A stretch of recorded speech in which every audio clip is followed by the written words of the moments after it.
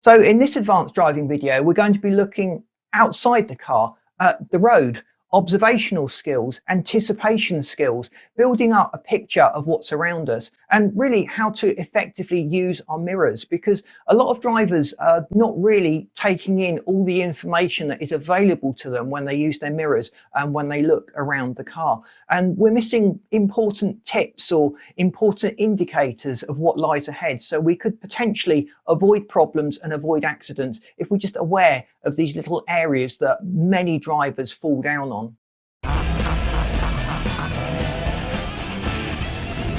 So this is just another section in our advanced driving course. So we're looking at techniques and things that I've picked up over the years, been with people who've gone through advanced driving courses. They often, if you ask them, will pass on tips to you. They'll look at your driving and maybe pass on those little gems. So it's all things that I've built up in my 30 plus years of driving, the various training courses that I've been on, the track days that I've done. And I've just collated it all into this video, but please let me know your comments. And bear in mind that laws vary from region to region, so some of the things may not be legal in certain situations and certain areas. If you're just learning to drive, this probably isn't the guide for you. You need to develop those basic skills before you can start going into the more advanced driving techniques. You'll feel quite overwhelmed when you look at what an advanced driver is thinking about and dealing with as he drives the car. And you're probably at the stage where you're still looking down at your gear stick to see what gear you're in, and you're looking down to find the pedals. So you need to really to move to a point where you're au fait and you completely understand everything in the car. You're fairly good at estimating your speed, and then you can start developing these more advanced driving thought processes and techniques to just further improve and elevate your driving style above the average. So the first skill we're really going to look at developing is observation. Now, there is a big difference between seeing something and observing something. We can see things. How often have people put on accident claim forms, I didn't see them, or they didn't see me, when in reality they did see us, but they didn't observe. They didn't think about the information that was going through their eyes. They didn't process it. They didn't take evasive action. So another thing we need to do that's part of these observational skills is reading the road. So as you pass a road sign, you should make a conscious note of what that road sign is, what it's telling you. So most drivers, if you just ask them what was the last sign you passed, someone's done this to me and it was quite embarrassing really. I've just passed loads of signs and I couldn't tell you what those signs were. It was on my daily route. I've probably seen those signs thousands of times, but I never really paid that much attention to them. So for example, you pass a crossroad sign. What's that telling you? Well, obviously there's a crossroad up ahead, but your driver brain should be kicking in. There's a crossroad up ahead. I could be meeting traffic coming off the side junctions, joining this main stream. I may need to slow up and take evasive action. There could be some other hazard up ahead that I need to be particularly aware of. So just as important as seeing these things, we need to think about them. We need to engage our brains when it comes to driving. Another thing to look out for is brake lights up ahead. So a car may be going round a bend ahead of you. You can't see beyond that bend. But if you notice that car is braking, that would indicate that you need to slow up, at least ease off the throttle as you go into that bend. Spotting these warning signs early on can prevent you from blundering into a problem or having to take drastic evasive action. At least you'll be prepared to slow the car up, or your foot will be over the brake pedal ready to take control should the worst happen as you go round that bend. We also need to read the weather as a driver. So in the wet, the snow, the ice and foggy conditions, we need to adjust our driving style. The car is not going to handle the same. Cornering is going to be more tricky. Braking is going to take longer. We need to allow those extra margins in order to maintain a safe driving experience. So we could talk about a focus bubble around the car. So you want to keep your attention focused in front of you, not just on the car in front or the car in front of them, but way up in distance. An experienced driver builds up a list of opportunities to view the road ahead. For example, you're on a hill, you may have a big view of the road sweeping off to the right that you won't get when you're further down in the valley of that hill. So if that's a situation, you'll use these early opportunities, look through hedges or gaps, or even look at reflections off cars up ahead, just to build up a picture of what's coming up in the distance. And that will allow you to start building up this observation to anticipate what is going to happen and to drive accordingly. So you may need to slow up, you may need to shave off that little bit of speed, you might need to change your road position just to be safe. You may just need to be on high alert with your foot ready to cover the brake should you need to take evasive action. And reading the road, here in the UK, we've got an instance of the road markings giving you an idea of what's up ahead. So the white dashed lines down the middle of the road, as you approach a bend or a hazard up ahead, those lines become longer, the gaps between them become shorter. So if you're aware of that fact, and that certainly wasn't something that was taught to me, let me know in the comments if this is something that you were taught when you were learning to drive your car. But that little bit of knowledge can tell you that there's something up ahead, a hazard, you may need to slow up, or just position your car differently so that you can take whatever bend it is safely, avoiding any potential hazards coming towards you from the other part of that bend. Another problem that people fall into when it comes to observation is thinking they've seen. So looking around the car, you've got various pillars around the screen, and it's shocking really how much these pillars can actually obscure.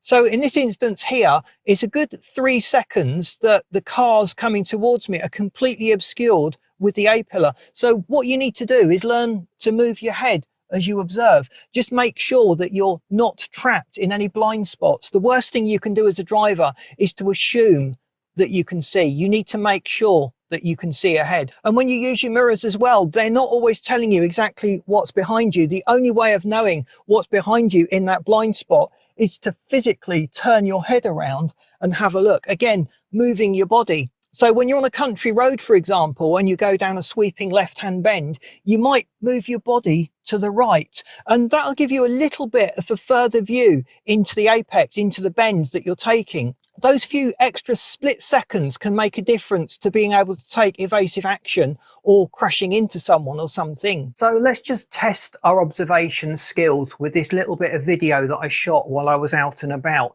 So using your observational skills, just try and see what's going on, anticipate the problems, pay particular attention to what's going on and what's around you. And then after we've run through this 60-second segment, I'll rewind it and we'll go through slowly, and I'll talk you through the thought processes that I'm having as I'm driving up this road, and we can just compare notes at the end. And please let me know in the comments if I've missed something off. Okay, so fairly typical journey through your typical English town. Fairly heavy traffic, but not ridiculously heavy, and there was a lot going on here. So let's just play it back much more slowly and analyse what was going on in this scene. There's a car coming out the junction at the left, so that could potentially be a risk to me. But I'm also noticing on the right, there is a car. His road position would indicate he's turning left, but I would never take that for granted. His vision is going to be obscured by this lorry coming towards us. So I've got to be prepared to take evasive action should he pull out of that junction, attempt to turn right, and maybe he hasn't seen me at all. I'm looking as well for road signs. So there's a car park to my right, so we're clearly in some kind of tourist area. It's a high street, so I'm expecting pedestrians. I'm keeping an eye out for them. But already way up ahead, I'm noticing a van. I'm noticing an Audi Q3. The Audi Q3 is stationary and indicating right. The van appears to be pulling out. So I could shoot straight up to them, or I can ease off and start slowing up already. I've chosen to ease off and slow up in advance. The road markings here have changed. We've now got central dashed lines, and we've got the zigzag lines which indicate there is a pelican crossing. So again, that is a potential stopping point or a hazard that I may need to negotiate as I come up to that. So moving up the road a little bit further, we've got some more parked cars on the left. I'm just going to make sure I've got sufficient cushion around me. That van was clearly pulling out, so I'm going to position myself to the left of the van. I'm going to keep this junction space to the left of me clear, so there's no risk for cars coming out and overshooting that junction, just clipping me. And I'm going to move into a central position. Now that Audi Q3 up ahead is still indicating right. He's waiting for a parking space, so I am probably going to have to stop, which I hate doing because that wastes fuel. But this fan coming towards him has flashed his lights. He's got an opportunity, so I've slowed right up. There's great parking on the left by this Vauxhall, so I'm moving out a little bit more so I don't clip his mirror. I'm keeping the car rolling slowly, so I really want to keep my momentum going, but I probably will have to stop. There's a car coming out of that space. I'm still rolling.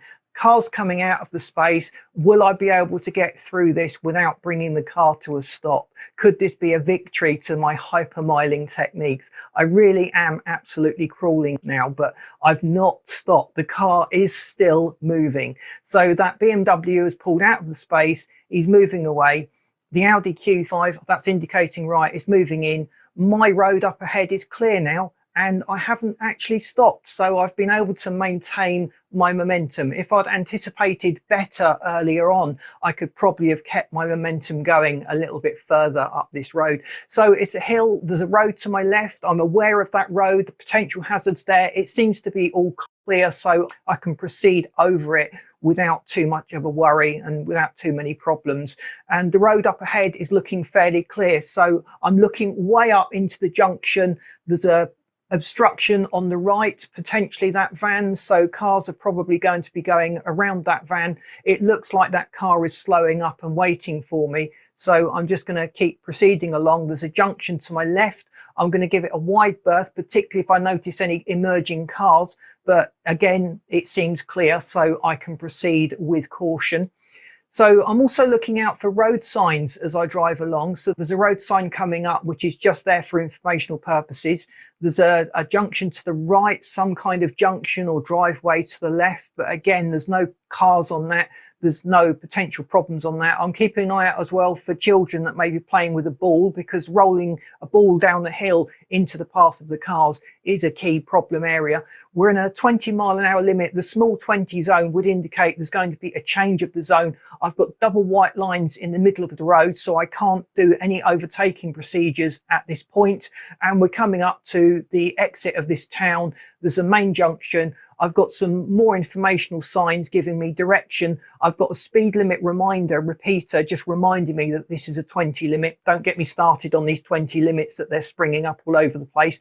There's a slow sign on the road, junction to the left, and it looks like I've made it through all of that. I didn't have to stop. I was able to keep everything moving quite nicely. So I hope that's been useful to you. Please boot that like button. We've got more on driving coming soon. Please subscribe to the channel. We'd love you to stay tuned and keep up with all the driving and car maintenance and performance tips that we've got coming out. And I've lined this video up for you that you should find really interesting. Thanks for watching. I'll see you in this next video.